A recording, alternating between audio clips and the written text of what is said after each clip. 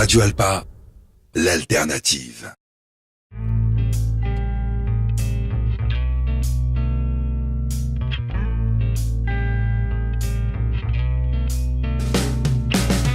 Jean-Yves Breteau au micro, Frédéric Chauveau à la réalisation technique. C'est la tribu des assos sur Radio Alpa 107.3 et radioalpa.com.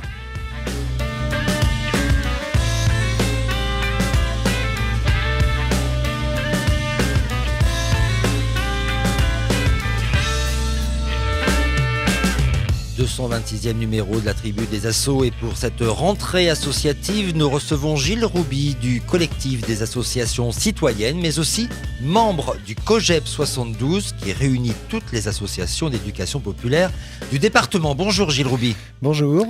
Alors on va d'abord parler bien sûr du collectif des associations citoyennes. Est-ce qu'on peut rappeler comment il s'est mis en place, sachant que c'est un collectif plutôt national ?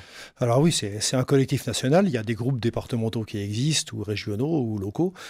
C'est un collectif qui est né dans les années 2010, même en 2010, donc c'est pas si vieux que ça, et qui regroupe un ensemble d'associations citoyennes parce qu'elles ont vocation à agir sur la société, et éventuellement pour la transformer, en tout cas pour accompagner ces transformations peut-être, et puis aussi pour lutter, pour organiser le mouvement associatif sur certains points. Alors justement, quelle est la vocation de ce collectif ? À l'origine, c'est de lutter un petit peu contre ce qu'on appelle la financiarisation du secteur associatif. Ça s'est traduit en pourquoi 2010 ? Parce qu'en 2010, alors que le mouvement associatif travaillait un petit peu sous l'égide de ce qu'on appelle une convention, une charte d'engagement entre le ministère, les associations, des associations d'élus, est apparue une circulaire qui porte le nom d'une personne qu'on connaît bien, c'est la circulaire Fillon.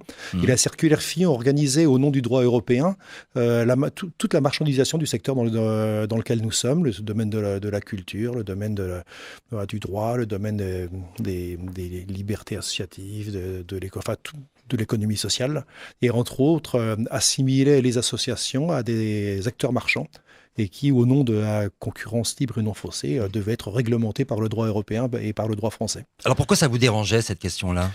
Ça nous dérangeait parce que de la marchandisation de notre secteur, s'ouvrent des pans entiers, et de toute façon, on en reparlera tout à l'heure, c'est quand même ce qui nous tombe sur le dos aujourd'hui, mais de manière peut-être plus rampante, des pans entiers. C'est-à-dire qu'on peut, à partir d'un certain moment, penser qu'un centre de loisirs peut être géré par une multinationale qui va proposer, avec d'un point de vue économique, des activités. On peut penser que tout le domaine... qui est déjà dans le secteur marchand, si on pense au domaine des fois du soin, de la santé, parce que le secteur associatif c'est très très large, mais que d'un seul coup il n'y a plus de différence et qu'on est rendu non plus à mener des projets par rapport à des choses que l'on repère, une expertise des associations sur le terrain, mais on est amené à répondre à des commandes qui nous sont formulées par la puissance publique et nous disant, voilà, si vous voulez une subvention, maintenant il faut faire ça. Et en plus de ça, on rentre dans un système concurrentiel sur lequel, à un moment, on ne peut pas lutter contre les grands groupes internationaux. Voilà, ça veut dire que vous craignez à la perte, finalement, de ce qui est la vocation des associations ? Et un dénaturement complet de ce que sont les associations qui sont contraintes à un moment, on en reparlera peut-être pour d'autres raisons, mais qui sont contraintes à un moment à rentrer dans le système, parce qu'autrement c'est la perte de tout de réseau entier de professionnels qui sont liés à ce réseau, puis d'acteurs associatifs bénévoles. Alors, vous dites effectivement que c'est un réseau d'échange. Comment il fonctionne, ce réseau d'échange ? Alors, le collectif national, il fonctionne nationalement. Il s'appuie sur un site internet, association-citoyenne.net, si je ne me trompe pas. Ce sont un ensemble de personnes qui représentent plusieurs centaines d'associations qui ne sont pas forcément dans les grands réseaux que l'on connaît en France, mais qui sont des associations qui sont issues de... Par exemple, je vais penser aux régies de quartier, par exemple, je vais penser à des mouvements autour de la question de l'écologie, des solidarités, sur les droits des personnes, pour la défense des droits. Donc c'est très large. C'est très très large et c'est très large et en même temps beaucoup d'associations très locales qui agissent au bas de la cage d'escalier ou qui agissent dans un territoire rural et dans des domaines très très divers. Je pensais, voilà, il y a plein d'associations qui me viennent à la tête, hein, mais je n'ai pas envie d'en nommer une plus qu'une autre. Gilles Rouby, le monde associatif exprime ces dernières années de vives inquiétudes avec notamment la baisse des financements publics, en plus de ce que vous venez de dire par rapport à vos craintes sur la commercialisation de la culture. Et puis cet été, le gouvernement Édouard Philippe a annoncé l'arrêt des emplois aidés jusqu'à la fin de 2017 et puis en même temps une sévère réduction de leur nombre dans le budget 2018 avec maintenant des priorités, des emplois aidés qui seront fléchés pour notamment l'accompagnement des enfants handicapés, l'outre-mer et les secteurs d'urgence sanitaire et sociale.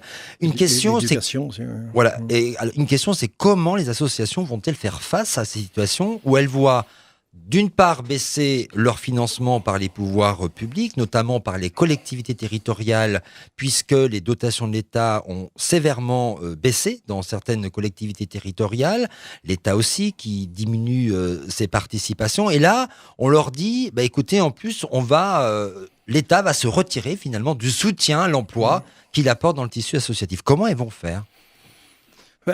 Vous l'évoquez vous-même, hein, la question, elle porte directement sur les emplois aidés, mais la réalité, c'est que c'est qu'un élément dans un ensemble. Moi, je pensais à un truc, si je peux me permettre une image, et puis en plus, ça va faire un petit peu de pub pour mes copains de la MJC Ronceret, mais samedi, à la MJC Ronceret, il y a un grand Cluedo qui est organisé le matin, l'après-midi, avec venez découvrir la MJC et trouver quels sont les imposteurs dans les animateurs d'ateliers qui vous seront présentés en débusquant des pièges et tout.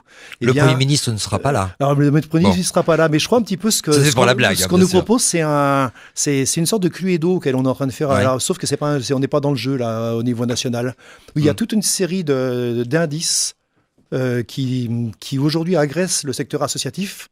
Et ces indices, j'ai envie de dire un petit peu, notre travail actuellement, c'est de débusquer ces indices pour les faire apparaître, parce qu'ils n'apparaissent pas, pour trouver non pas l'imposteur, je ne me permettrai pas, mais par contre l'imposture en face de laquelle on est. Alors, les emplois aidés, c'en est une, mais c'est pas la première. La première attaque qu'on a eue, c'est systématiquement la suppression, pratiquement maintenant systématique, de ce qu'on appelle les conventions pluriannuelles d'objectifs. Si aujourd'hui on a du mal à pérenniser l'emploi, c'est pas parce qu'on a des emplois aidés qu'il faudra accompagner, c'est parce qu'à un moment, on a retiré aux associations tous leurs moyens régaliens pérennes. Pas sur 50 ans, sur 2-3 ans, voire une CPO, c'est 3 ou 4 ans. Voire sur 3-4 ans, on s'engage dans un domaine de travail et on va travailler. Et là, on peut embaucher, on peut garantir de l'emploi, au moins sur une durée de 3-4 ans. Ça, c'est le premier. Et ça, on le remplace par des appels à projets. La commande publique, je l'évoquais tout à l'heure à travers la... C'est pour ça que ça revient. Hein. Ce qu'on gagne quelque part, ça revient de manière rampante. L'appel à projet, on nous dit, vous voulez une subvention, vous le faites sur tel objet. On vous propose des créneaux sur lesquels rentrer.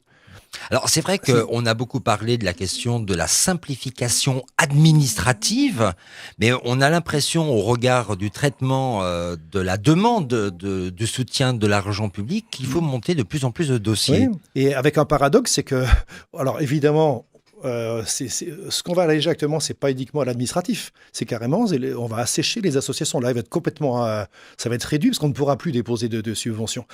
On voit déjà des ministères, je pense récemment le ministère de l'égalité homme-femme, par exemple, qui a 25% de perte de subventions sur le plus petit budget de l'État. Derrière, c'est plein d'associations qui sont sur l'accompagnement du droit des femmes, sur l'égalité, sur les questions importantes de société qui touchent à toutes les questions sur l'avortement, la sexualité, ces choses-là et tout, d'accompagnement. Et on voit que les ministères eux-mêmes réduisent leurs subventions. Qui est-ce qui va morfler, si je peux me permettre? Ce sont les associations derrière qui sont actrices dans ces domaines-là. Ça, c'est un deuxième indice de mon Cluedo.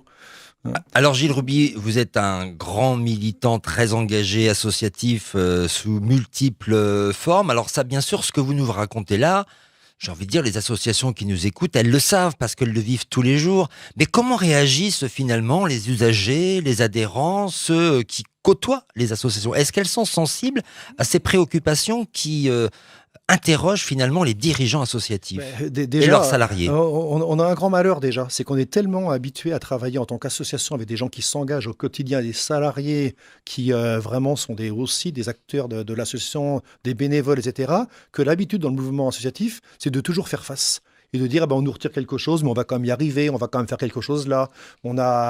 Et en fin de compte, pour le public, à un moment, ça peut être transparent si on n'y fait pas attention. C'est qu'à un moment, il y a peut-être un truc qui a disparu, mais est-ce qu'on s'en rend compte, etc. et tout, parce qu'en fait, on se rend pas compte du manque.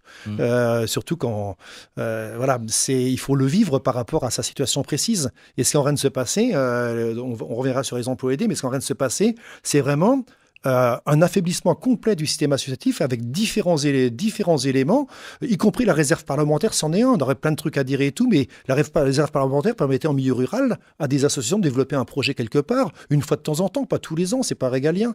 Il y avait certainement d'autres manières de là. Je ne vais pas défendre la réserve parlementaire, mais sur le principe, encore on attache encore un indice de Moncluedo. Et les emplois aidés, là, ça peut être, si on réagit si fort sur les emplois aidés, c'est que alors que l'on sait que nous, on aimerait travailler avec des emplois qualifiés, pérennes, qu'on peut maintenir pendant de nombreuses années, mais il va y avoir des salariés qualifiés. Nous, on travaille à qualifier nos salariés par des emplois aidés, et bien souvent, contrairement à ce que dit le gouvernement, quand ils sont qualifiés, ils trouvent du travail, mais pas dans les 28 jours. Qui suivent peut-être leur... mais ils retrouvent du travail derrière. Et là, on va se rendre compte des conséquences. Voilà, mais Gilles Rouby, vous avez entendu les mêmes choses que nous tous, qui avons suivi l'information cet été pendant que nous étions en vacances, parce que c'est un peu pendant ce temps-là que tout cela s'est décidé, c'est de nous dire, oui mais attendez, vous êtes gentil, mais vous coûtez cher à l'État, oui. Donc vous coûtez cher aux contribuables. Mais Moncluedo, elle est là l'imposture. Qu'on peut débusquer si on met les éléments, si on regarde tous les indices que l'on a et tout. C'est que l'imposture, on nous dit on coûte cher. Donc qu'est-ce que l'on va nous proposer demain dans une société libérale qui se développe sans limite? On va nous proposer des services qui ne coûteront pas cher. Sauf qu'à un moment, c'est plus les associations qui le feront parce qu'ils n'auront plus les moyens et les aides pour les faire. Et toute une série d'entreprises du secteur marchand vont s'engouffrer là-dedans. Et je pense qu'eux, ils auront les aides. Ils auront des aides de réduction des charges sociales. Ils auront des aides, le CICE, des CICE qu'on inventera, qui fait qu'à un moment, des sociétés du secteur privé pourront proposer des services, mais sans participation citoyenne, sans intervention, sans lien avec la population, des services prêts à consommer. Et peut-être que des collectivités s'engouffreront dedans, parce qu'effectivement, ils n'auront plus les budgets non plus. Ils diront, après tout, si on peut le faire à moindre coût, pourquoi ne pas aller vers ces services-là? Ou alors l'objectif, c'est que de fait, la vie associative, elle ne peut être conçue, elle ne devrait être conçue qu'avec des bénévoles. Donc ça coûte pas cher. Et oui, alors on peut nous reprocher des fois d'avoir professionnalisé le secteur associatif, mais n'empêche qu'aujourd'hui, tel qu'on fonctionne le secteur associatif avec sa dimension professionnelle, c'est ce qui nous permet d'être des acteurs reconnus, des experts sur les territoires, des personnes qui sont formées à des méthodes de pédagogie active. Et puis nous, notre travail, c'est pas de faire plaisir aux gens, c'est d'être travailler avec les gens sur leurs demandes, leurs attentes, comment est-ce qu'on construit quelque chose localement. Et nous ne sommes pas des prestataires, on ne délivre pas des services, effectivement, on est des partenaires de collectivités, mais dans l'intérêt de la population, et on construit avec les collectivités. Alors, Édouard Philippe pense que le développement de la formation sera beaucoup plus efficace, je le cite, pour aider au retour à l'emploi. Alors, il cite évidemment le recours aux emplois aidés dans le secteur marchand, et là, il dit que seuls 25% des contrats aidés débouchent ensuite sur un emploi. Ça veut dire que pour lui, il y a 75% d'échecs et seulement 57 à 60% dans le secteur non marchand, donc les associations. J'ai envie de dire, c'est quand même pas mal le nombre d'emplois aidés de fait qui débouchent sur un emploi par rapport au secteur marchand. Dans le secteur non marchand, oui, et d'autant plus que je dis bien que ces statistiques sont calculées sur un délai de 28 jours après la fin de la mission. Or, on ne va pas voir à 2 mois, à 3 mois, les effets produits. Et en plus, quand on travaille sur des emplois aidés, des emplois d'avenir, il faut savoir que on travaille sur des publics les plus loin de l'emploi, je dirais, des publics qui n'ont pas ces formations-là. Et justement, nous, dans nos réseaux, et je crois que vraiment en Sarthe, on peut en être fier, parce que je crois que tout le monde joue le jeu, on travaille à qualifier, on travaille à redonner de la confiance, de l'estime de soi à des acteurs. Ici, à la MJ Prévert, vous avez un jeune en service civique qui est devenu après, à la Fédération de MJC sur le secteur jeunesse, qui après a passé par le service culturel d'Alonne, qui aujourd'hui a changé dans le service jeunesse. C'est un jeune qui a continué sa carrière et qui vient de quelque part. Il est venu au départ d'un dispositif d'aide et d'accompagnement à l'emploi. Et je crois que c'est ça le modèle. Comme plein d'autres. Comme bien d'autres. Et c'est ça le modèle que l'on a aujourd'hui. Mais ce que ne dit pas, et ce que refuse de dire le gouvernement, c'est qu'il nous emmène sur le terrain de l'économie, ça coûte cher, et il refuse d'aborder une question, il le nie complètement, c'est ce qu'on pourrait appeler l'intérêt général ou l'utilité publique. Qu'est-ce qu'ils font, ces personnes sur le terrain ? Et ça, combien ça va coûter à la société ? Tout ce qui ne sera plus fait sur le terrain en termes de casse sociale, de dégâts, d'éloignement des populations, de confiance, parce que les associations, elles ont la confiance, les sondages le disent, elles ont la confiance des gens. Voilà, c'est la question qu'on a posée à Damien Pichereau, qui est le nouveau député La République En Marche de la première circonscription. Est-ce qu'il vaut mieux un jeune qui travaille ou un jeune qui s'ennuie au chômage? Voilà, c'est une vraie question qui peut être posée, en tout cas par rapport à l'accompagnement au retour vers l'emploi et à la formation. Que sont ces emplois aidés quand les associations jouent le jeu pour, bien sûr, permettre un emploi? On va s'écouter une petite pause musicale pour la petite respiration des auditrices et des auditeurs qui nous écoutent. Et puis juste après, on parlera de quelque chose qui s'est construit localement, qui s'appelle le collectif Jeunesse Éducation Populaire Sartois. La tribu des assos, Jean-Yves Breteau. Et on vient juste d'écouter ce titre de HK et les Saltimbanques, on lâche rien, dans ce 226e numéro de la tribu des assos, pour laquelle je reçois pour cette rentrée associative Gilles Rouby du collectif des associations citoyennes, mais aussi membre du COGEP 72, qui réunit toutes les associations d'éducation populaire du département. On vient, Gilles Rouby, beaucoup d'évoquer la question qui inquiète beaucoup, l'emploi dans le secteur associatif, avec la fin et la réduction des emplois aidés. Précisons quand même qu'il y avait en 2016 460 000 contrats emplois aidés en France, qu'en 2017 le précédent gouvernement n'en prévoyait plus que 280 000. Et puis ce qu'on a reproché avec le nouveau gouvernement à celui qui vient de sortir, mais ça c'est le reproche qu'ils se font habituellement, c'est que 70% avaient déjà été attribués dans les 4 premiers mois de 2017. Donc de fait, le gouvernement a quand même concédé, il faut être juste, de rajouter 30 000 euros de plus jusqu'à la fin 2017. C'est ce qu'il dit. On verra dans les faits, puisque beaucoup d'associations disent aujourd'hui qu'elles ne peuvent pas renouveler les contrats. On parle là de la question humaine aussi. Comment ont vécu ces salariés qui, du jour au lendemain, alors qu'ils s'attendaient à avoir leur contrat renouvelé, on leur dit non, c'est terminé pour vous. Bien sûr, c'est pour ça que c'est une imposture. Encore, on nous dit on ne supprime pas d'emplois aidés. Après tout, alors on nous donne des. Moi, j'aime pas parler de chiffres comme ça parce que les chiffres, ça cache la réalité. En même temps, les chiffres, c'est concret. C'est très concret. Donc, en tant que journaliste, que vous l'évoquiez, c'est votre travail. Mais moi, c'est la question humaine. Et quand on entend dire il y avait un emploi aidé qui existe et qui n'est pas reconduit, -1 + 1, ça fait 0. On ne supprime rien, on ne crée rien. Donc, si on défend l'idée que c'est à taux constant, il y en aura, on maintient à taux constant, on ne réduit pas. Dans ces cas-là, on peut se permettre de réembaucher un emploi aidé, puisque lui ou un autre, on ne crée pas d'emploi, puisqu'il y en a un qui s'arrête. Et là on nous assomme de chiffres et on oublie que derrière des personnes, aucune entreprise ferait ça. Apprennent la veille. On a tous entendu parler de cette dame qui est déménagée du sud de la France dans le nord, qui a pris un appartement et qui apprend que son emploi n'existera pas à la rentrée, par exemple. On voit partout des drames de ce point de vue-là. Personne ne se permettrait ça, c'est l'État qui se permet de faire ça. Gilles Rouby, très rapidement, parce que voilà, on l'entend dans votre engagement, vous êtes un militant associatif, ça s'entend notamment au sein des maisons des jeunes et de la culture. Et justement, au Mans, il y a les membres du COGEP 72, le collectif Jeunesse Éducation Populaire Sartois, qui se sont réunis vendredi dernier, c'était le 8 septembre. Comment ce collectif COGEP s'est-il structuré en Sarthe? Il est né sur une idée très très simple, c'est que à un moment, on n'accepte plus d'être uniquement des prestataires de services. On est là pour faire des actions, mais qu'à un moment, y compris dans les politiques publiques, on peut les co-élaborer, y participer, y compris à leur réflexion et leur impulsion. Donc on l'a créé et la Ville du Mans d'ailleurs a accepté. On est des acteurs du projet éducatif local de la Ville du Mans. On copilote un des axes de ce projet éducatif local et on s'y engage sur la dimension politique du PEL. Et le PEL, le projet éducatif local donc voilà. de la Ville du Mans, qui est le programme jeune. Et sur cette base-là, à force de se réunir, on se rend compte à quoi on est confronté. Et quand on parle entre nous, on ne parle pas uniquement de la question des jeunes dans les quartiers du Mans. Et on est amené à parler d'autres questions. Par exemple, la question on n'a pas parlé là, on n'a pas le temps de tout parler, mais des contrats de ville qui diminuent drastiquement. Et les quartiers les plus touchés, les plus difficiles, où il y a des publics qu'on doit accompagner, sont en train de perdre des dizaines. Sur le Mans, on dit 82 000 euros sur les territoires, c'est le chiffre qui est sorti. Uniquement pour mener des actions avec les gens. Et comme ça, sur des actions prévues, déjà signées. Alors justement, on parlait de la question aussi de l'engagement des salariés dans le milieu associatif. On parle du contrat de ville.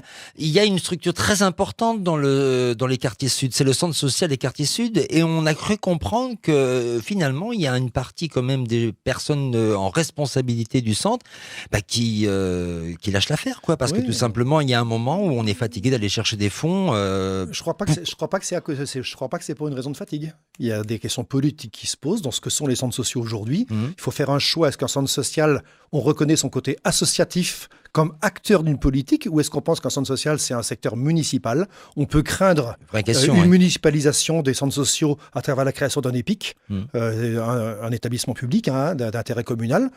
C'est des choses qu'on peut craindre. Et il y a des acteurs aujourd'hui, y compris dans le réseau des centres sociaux, qui ne voient pas ça d'un bon œil parce qu'on retire du pouvoir aux habitants. Alors, bien sûr, ce collectif s'est réuni. Vous avez abordé les nombreuses mesures qui sont favorables aux associations. Et on en a cité quand même pas mal dans cette émission sur cette rentrée 2017. Qu'est-ce qu'il en est ressorti finalement? Alors, on a décidé ensemble d'agir. On fait circuler actuellement partout une enquête en ligne à remplir pour constater ce qui se passe tant en baisse d'emploi qu'en baisse de subventions dans les associations. Et puis décider d'interpeller la préfecture. Donc on va demander la semaine prochaine un rendez-vous au préfet de la Sarthe. Quand on voit qui on représente, je pense que c'est costaud quand même. Quand on ajoute les Francas, les CMA, les centres sociaux, toutes les MJC, les foyers, on ne va pas tous les dire, il y en a beaucoup. Et on est crédible. Et également de proposer une conférence de presse. Donc on va proposer à la presse et on appelle les associations à ce genre à cette conférence de presse massivement, de manière à montrer qu'on est une force, parce qu'aujourd'hui, c'est clair, ceux qui aujourd'hui ne bougeront pas, eh bien, ils prendront le coup de marteau sur la tête. Alors mieux, vous appelez les associations sartoises à vous faire part de leurs difficultés. Oui, c'est ça. Il y a une enquête, il y a un site. Il y a déjà, très simplement, cogep72@laposte.net, on peut nous contacter. Et puis actuellement, circule, il y a un lieu d'enquête, une enquête en ligne qui circule. Et on est je pense que beaucoup d'associations l'ont déjà, quand je vois déjà les réponses qu'on a eues. Gilles Rouby, vous avez publié le 18 août dernier un long article sur le blog de Mediapart qui est intitulé Éducation populaire : un capital en voie de disparition. Un capital social. Un capital social en voie de disparition. Est-ce que la situation est si préoccupante? Bien sûr, et ça vient pas de moi, ça vient de Patrick Vivray, qui est un sociologue, qui le dit, lui, face à Jean-Paul Delevoye, au micro de France Inter. Pourquoi est-ce qu'il parle de capital social en voie de disparition? Ça veut dire quoi derrière? C'est dire effectivement tout ça construit notre société. Je prends l'exemple de la Ligue de l'enseignement qui a été créée 15 ans avant l'école laïque de monsieur Jules Ferry. Donc c'est la société civile qui construit, qui institue la société, avant que la société institutionnalise. Et tous l'éducation et les cercles de discussion d'éducation populaire viennent des mouvements autour de l'affaire Dreyfus, tous les aimants. Et aujourd'hui, c'est le mouvement associatif qui est en train de construire le droit des migrants en France. Et il faudra bien, on est signataire d'un appel avec Emmaüs International, il faudra bien qu'à un moment, le gouvernement mette autour de la table tous les acteurs de l'accueil en France pour prendre différemment la politique du droit des migrants en France. C'est la raison qui explique le mot d'ordre du collectif des associations citoyennes. Nous sommes la société civile, reprenons le pouvoir. Tout à fait, nous sommes la société civile. La société civile n'est pas constituée que du monde de l'entreprise. C'est la troisième jambe du mouvement populaire, les syndicats, les partis politiques. La société civile, le mouvement associatif a été un peu dévoyé par les appels à projets, peut-être l'animation socioculturelle. Il faut en faire, mais voilà, il faut qu'on récupère notre place comme des interlocuteurs des politiques d'État. Gilles Rouby, il y a des auditrices et des auditeurs qui nous écoutent en ce moment. Comment ils peuvent apporter leur contribution, leur soutien au tissu associatif local de par les engagements qui sont pris en ce moment? Ils peuvent contacter n'importe qui dans une grande fédération, dans une association qui est affiliée. La Ligue de l'enseignement, c'est je sais pas combien, 180 associations en Sarthe. Enfin, je ne sais pas les chiffres, je ne connais pas trop. Et puis, je vous dis, émettez directement cogep72@laposte.net et on prendra contact et on répondra et on associera tout le monde. Merci Gilles Rouby d'avoir répondu à notre invitation pour ce numéro de la rentrée de la saison 2017-2018 de la Tribu des Assos. On se retrouve pour un prochain numéro la semaine prochaine. Merci bien.